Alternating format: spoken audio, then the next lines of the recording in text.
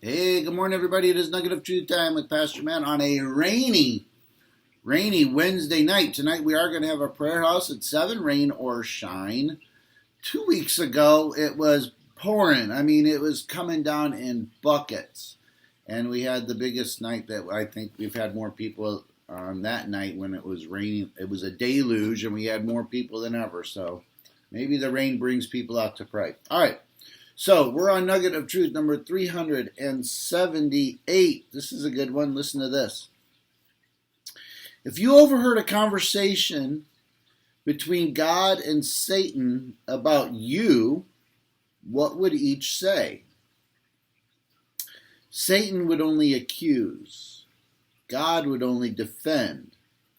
Because of your faith in the cross and the new life and position that it brings.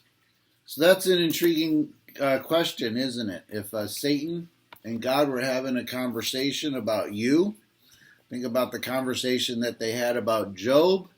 But if you got thrown into the mix and they were having a conversation about you, Satan would only accuse. Satan would only say, well, you know this, and you know he does this, and she does that, and he would find fault and obviously point out every little thing that and the big things, big and little things that we fail at. And God would only defend. As long as you are claiming the cross, as long as you have a belief, an active belief that Jesus died for your sins, and you have a heart that desires to please him, God only defends. God only defends. And again, that's an intriguing conversation.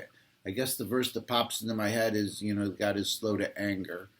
And I think some people abuse God's grace, and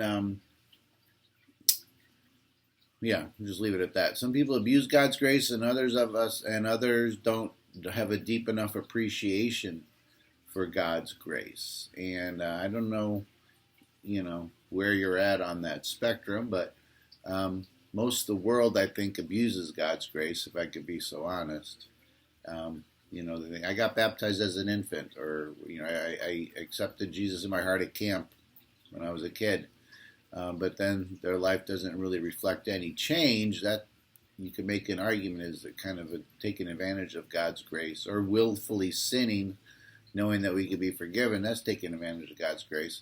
But I think for most of people that I know, people that I kind of run with, I don't know if we understand God's grace deep enough. That's why we beat ourselves up as much as we do, and feel bad when we mess up. So, all right, take care. Well, I need to point out, conviction is a good thing, condemnation is a bad thing.